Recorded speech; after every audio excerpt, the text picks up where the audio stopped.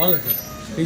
Sir ஒன்றும் இல்லை sir, ஒரு ஆஃபீஸ் அதாவது உயிர் தொடர்ந்து உயர்றது யாரும் உங்களுக்கு அதாவது ரொம்ப கொடூரமாக பாலியல் குற்றச்சாட்டு முதற்கொண்டு கூறியிருக்காங்களா? அப்போ அதுக்கு நீங்கள் பதில் சொல்லலாமா சார்? இல்லை சார் ப்ளீஸ் சார். ஊடகங்கள்லாம் திட்டம் போட்டு அது வந்து போலீஸ்லேருந்து பரவதா என்னன்னு தெரியல. பாலியல் குற்றச்சாட்டுலேருந்து ஆரம்பித்து உங்களுக்கு வந்து இப்போ ப்ரொமோஷன் நிறுத்தி வச்சுருக்காங்க, ஊதிய உயர்வு நிறுத்தி வச்சுருக்காங்க, தொடர்ந்து குற்றச்சாட்டு வச்சுருக்காங்க சார். தயவு செய்து சொல்கிறேங்க சார், நான் வந்து காக்கி சட்டையை வந்து கண்ணியமாக மதிக்கிறவன். நான் கடமை கண்ணியம் கட்டுப்பாடோடு வாடுறவங்க நாங்களாம். தயவுசெய்து எங்களை வந்து இது ஏன் சார் எங்களுக்கு தொந்தரவு பண்ணுறீங்க நீங்கள்? சார் அது உண்மைங்கிற மாதிரி ஒரு இல்லை சார், பரவாயில்ல சார். அது நான் டிபார்ட்மெண்ட்டில் நான் ஏற்கனவே ஃபேஸ் பண்ண பிரச்சனைங்க சார்.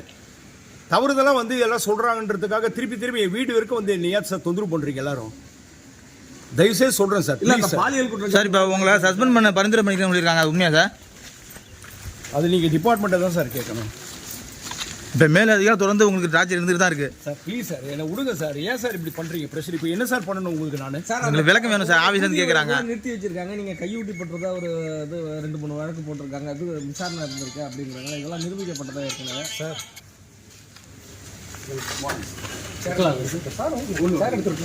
சார் இது பாருங்க சார், நான் வந்து இந்த காக்கி சட்டையை வந்து தெய்வமாக மதிக்கிறவன். நான் 30 வருஷ காலமாக வந்து பணியில் வந்து சிறப்பாக வேலை செஞ்சுக்கிட்டு இருக்கிறவன்.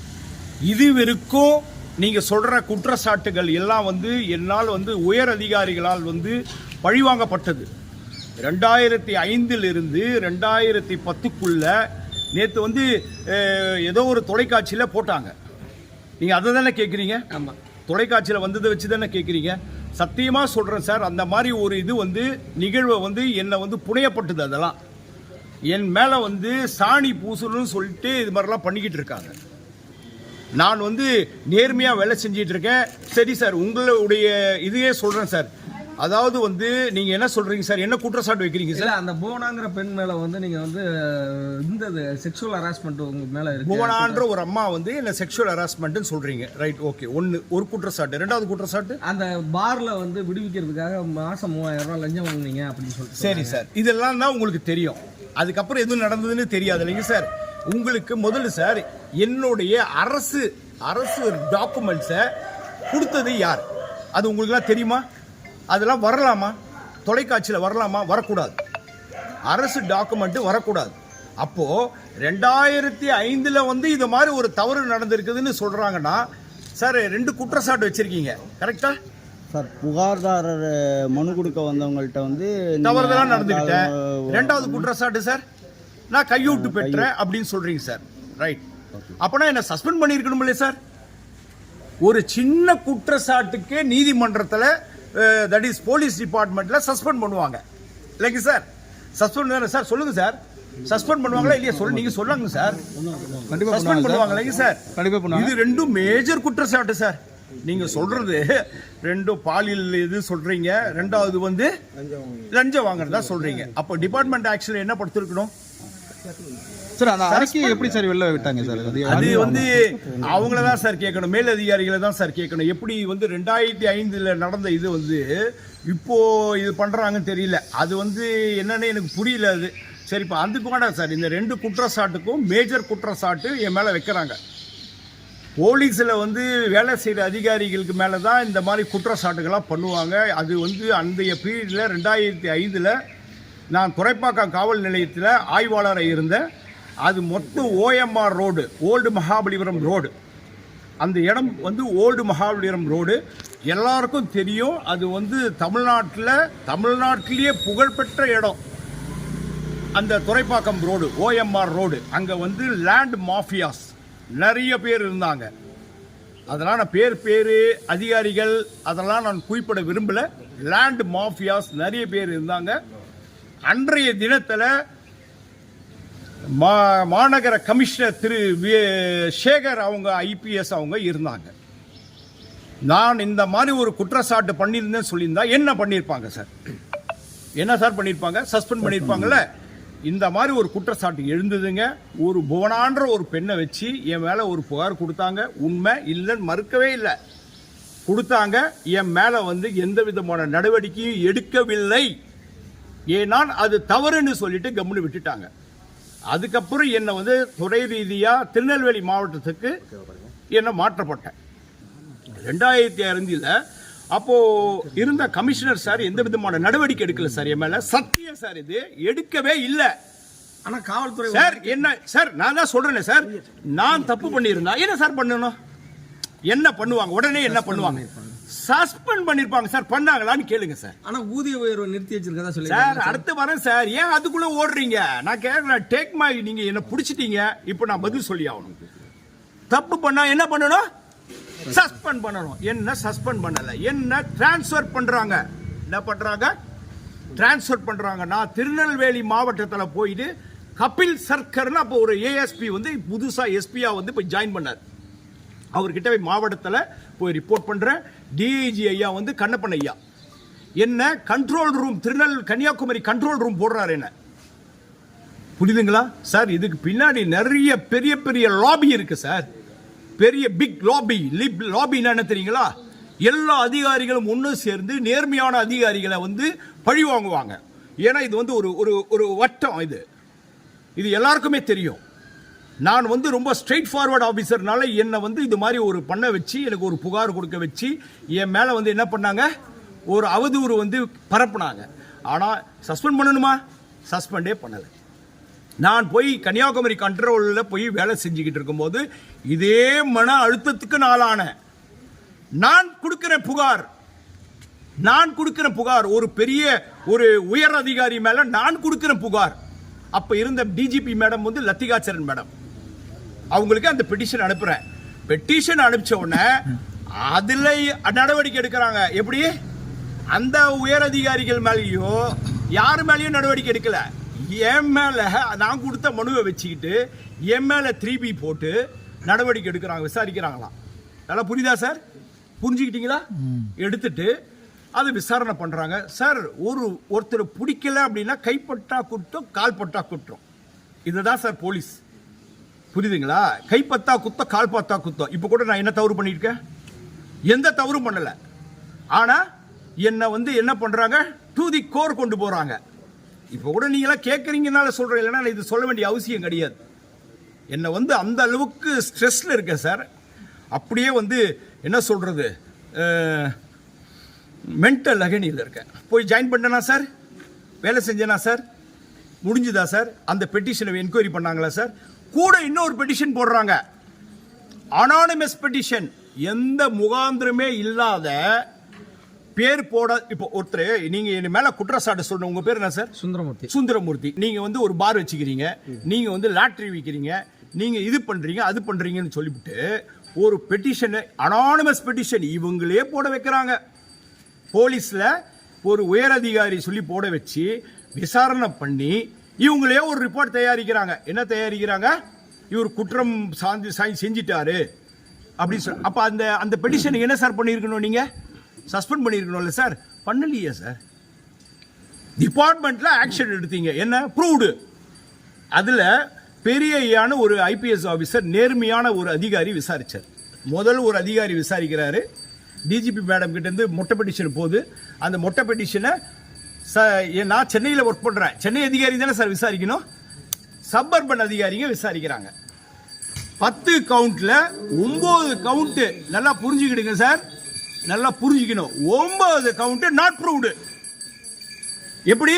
அந்த 9 கவுண்ட்டுக்கும் சார் எல்லாரும் வந்து ஆஜராக. இப்ப சொன்னீங்க பாருங்க, உங்க பேர் சொன்னீங்க பாருங்க, ராஜ்குமார், கோவிந்தகுமார், முன்சாமி, ராமசாமி எல்லாம் வந்து ஆஜராக வராங்க சார்.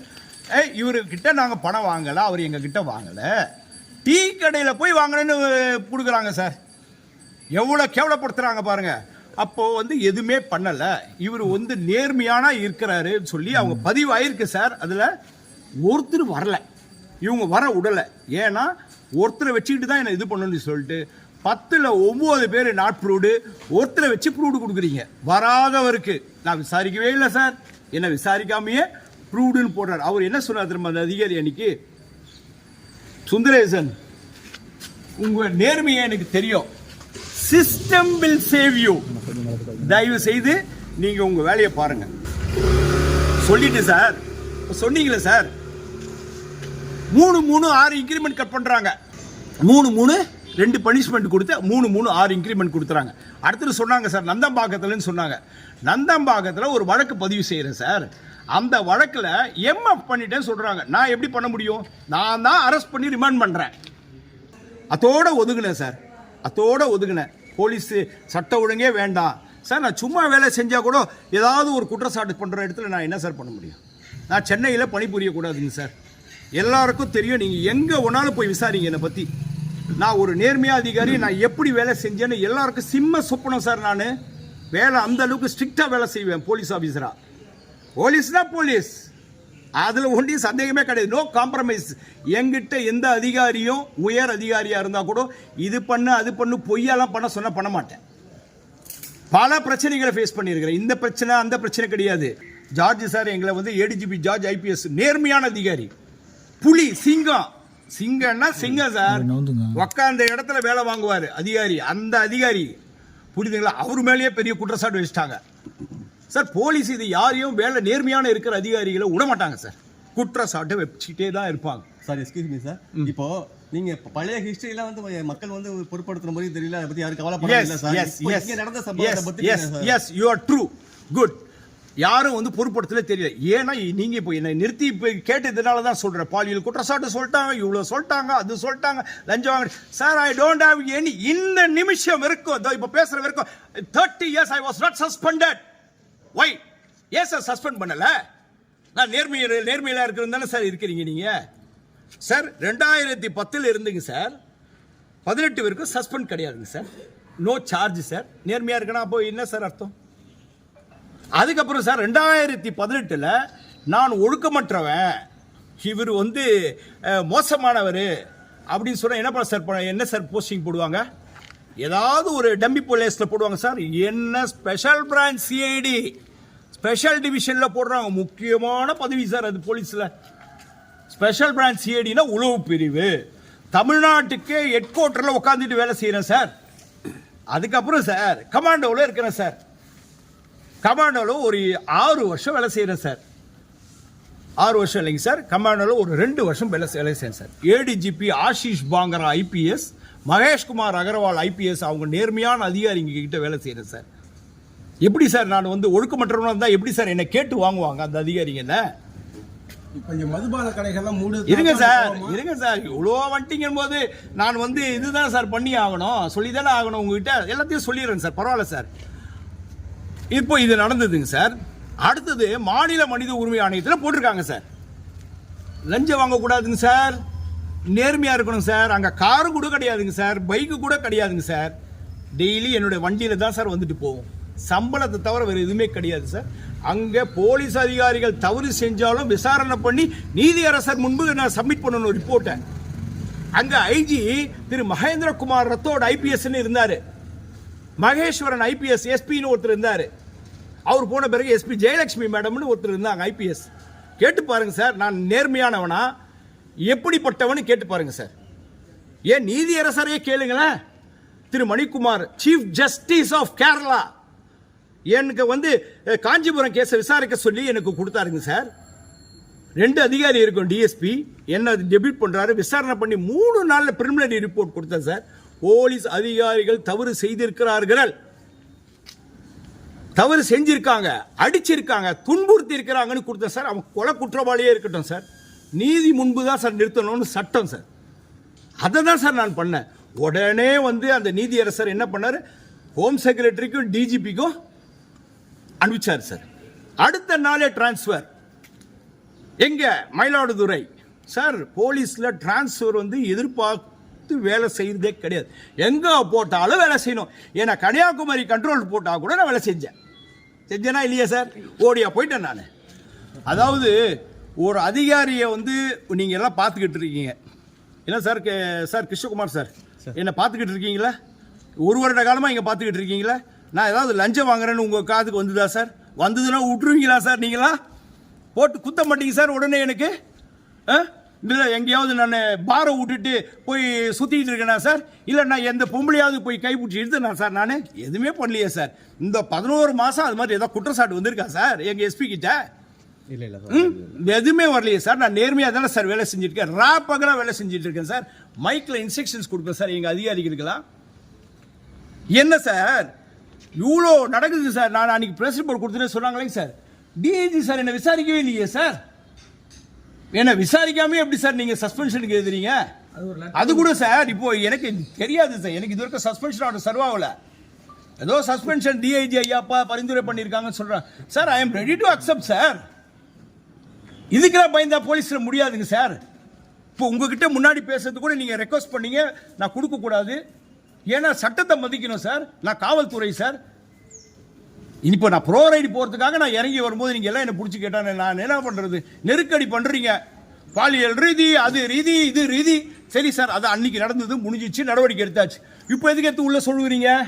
நான் நேர்மை இல்லாதவன் காட்டுறதுக்காகவா சார்? எங்க மாவட்ட கண்காணிப்பாளர் திரு ஸ்டாலின் ஐபிஎஸ் அவங்க வந்து சார் என்ன சொல்றாங்க, தவறான தகவல், தவறான தகவல், தவறான தகவல். ஏதாவது பதில் சொல்ல முடிஞ்சுதா?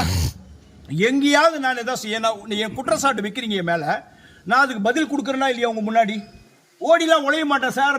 ஐ am not a covert officer. Police துறையில் என்ன மாதிரி ஒரு அதிகாரியும் இருக்கிறாங்கன்னு உலகத்துக்கு தெரிஞ்சே ஆக வேண்டிய சூழ்நிலை வந்துடுச்சு. There is an harassment. There is a mental agony given to me. Sir எனக்கு குடும்பம் இப்போ சார் எங்க அப்பா அங்க சென்னையில் ஹார்ட் அட்டாக் வந்துடுச்சுங்க சார். நேற்று டிவியில் போட்டு அது போட்டு இது போட்டு சென்னையில் 80 வயசு சார் என்னுடைய தகப்பனா இருக்கு. இப்போ நாங்கள் என் குடும்பத்தோட நான் இப்போ சென்னைக்கு கிளம்பணும். இந்த பாருங்க சார், எங்க எஸ்பி சாருக்கு மெசேஜ் போட்டேன் சார், இன்ன வரைக்கும் சஸ்பெண்ட் பண்ணல என்ன. ரைட், ஓகே, என்ன போட்டிருக்க பாருங்க சார். தெரிஞ்சுக்கணும் இல்லை சார், நீங்களாம் எப்படி இருக்கிற அதிகாரி இருக்காங்க பாருங்க, சுயநலமுள்ள அதிகாரிகள். சார் ஒரு தகப்பனாருக்கு ஹார்ட் அட்டாக் வந்துடுச்சுன்னு சொல்றேன். எங்களுக்கு 2 நான் இது வரேன் சார். உங்களுக்கு இன்னைக்கு ஒரு இதுக்கு பதிலே சொல்லிட்டு போறேன் சார். எல்லாருக்கும் பொறுமையாவே சொல்றேன் சார், நீங்க எல்லாம் கேட்டுக்குங்க சார், நீங்க பாத்துக்குங்க சார். உங்க முன்னாடியே விட்டுறேன் சார். என்ன போட்டிருக்கேன் sir? My father got heart attack in Chennai. I have to go on CL for 5 days. I also facing severe mental agony and stress. I am the only son to my father. Have to take care. Please permit me to enter on CL and to leave Mayiladuthurai headquarters. I will also send my CL petition today from 97 to. Sir, போட்டிருக்கேன் sir. எத்தனை மணிக்கு sir போட்டிருக்கேன்? 7:35 போட்டிருக்கேன் sir. மணி 8:15 sir. ஏதாவது பதில் போட்டிருக்காரா sir? போட்டிருக்காரா sir? போடல sir. போட மாட்டாருங்க சார். அவர் எப்படி சார் என்ன வந்து அதிகாரியாவே அவர் நினைக்கல சார். ஆரம்பத்திலிருந்து இன்னிய வரைக்கும் there is no communication between SP and DSP. ஏன்னா அவரை வந்து ஆட்டி படைக்கிறவங்க அங்க மேல இருக்கிற அதிகாரிகளை ஆட்டி படைக்கிறாங்க. இவர் வந்து நிம்மதியா இருக்கக்கூடாதுன்னு நினைக்கிறாங்க. சென்னைக்கு சார் இவ்வளோ கேட்குறீங்களே சார். எங்க அப்பாவுக்கு சார் 80வது வயசு. போன மாசம் 12ஆம் தேதி சதாபிஷேகம் பண்ணணும் சார். சென்னையில் பெட்டிஷன் கொடுக்குறேன் சார். என்ன பெட்டிஷன் சார்? சிஎல் கிடையாதுங்க, இஎல் பெட்டிஷன் கொடுக்குறேன் சார். லீவ் கொடுக்கல சார். எங்க மாமா தாய் மாமன் பையனுக்கு கல்யாணம். அந்த இஎல் அதுல இருந்து ஒரு 3 நாள்னா அதுல இருந்து 10 நாளுக்கு அப்புறம் சதாபிஷேகம் சார். புரியுதுங்களா சார்? கொடுக்கலைங்க சார். ஆனா தாய் மாமன் கல்யாணத்துக்கு மட்டும் 3 நாள் லீவ்ல போகணும்னு கொடுத்தாரு. கொடுத்துட்டு என்ன சொல்றாங்க சொல்லுமா சார்? என்ன சார் சொல்லியிருப்பாருங்க நினைக்கிறீங்க? என்ன சொல்லியிருப்பாங்க பாஸ்? ஐடியா இல்லை, நான் சொல்றேன் சார், கேட்டுங்க. சுந்தரேசன் 12ஆம் தேதி உங்க அப்பாவுக்கு ஃபங்க்ஷன், 14ஆம் தேதி லோக் அதாலத் இருக்கு. உங்களை விட்டா இந்த மாவட்டத்தில், ஏன்னா நான் nodal officer for the district. NDPS prohibition இங்கே இருக்கிறதுனால I am the nodal officer for the NDPS cases. உங்களை விட்டா இந்த மாவட்டத்தில் யாரும் முடிக்க முடியாது வழக்குகளை சார். 166 வழக்குகள் ப்ரொஹிபிஷன்ல கன்விக்ஷன் வாங்கியிருக்கிறேன் சார். மாவட்டத்தில் 336 வழக்குகள் கன்விக்ஷன் வாங்கி கொடுத்துருக்கிறேன் சார். எங்க அப்பா அம்மாவை ரெக்வஸ்ட் பண்ணிட்டு கல்யாணத்தை அட்டென்ட் பண்ணிட்டு என்னப்பா பண்ணலான்னு கேட்டேன். நீ எனக்காக யாருக்கிட்டையும் போய் எதுவும் பண்ண வேண்டாம், நான் அங்கே கிளம்பி வந்துடுறேன் சார். 80 வயசு சார். சென்னையில் சதாபிஷேகம் பண்ண வேண்டிய நான் 12ஆம் தேதி பண்ணலை சார்.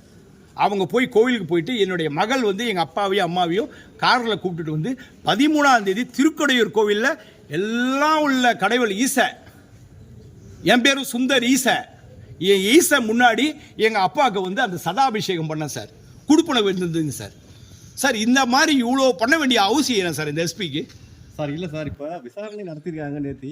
அந்த விசாரணையில் உங்களுக்கு கீழே பணிபுரியும் அதிகாரிகள் எல்லாமே உங்களுக்கு எகென்ஸ்டாக தகவல் சொன்னதாக. எஸ் சார், எஸ், ஆமாம் சார், நீங்கள் கரெக்டு சார். எனக்கு இன்னும் அந்த விசாரணை இது வந்து சார், இன்னும் ஒன்று சொல்கிறேங்க சார், எனக்கு கையில் வரலைங்க சார். நீங்கள் தான் சொல்கிறீங்க இது மாதிரி விசாரணை பண்ணாங்க போனாங்க. என்ன சார் சொன்னாங்க என்னை பற்றி? இல்ல அது உறுதிப்படுத்தப்பட்ட தகவல் இல்ல கிடையாது சார், நீங்க தான் சார், நீங்க தானே சார் சொல்றீங்க. இல்ல சார், அது உறுதிப்படுத்தப்படாத தகவல் தான்.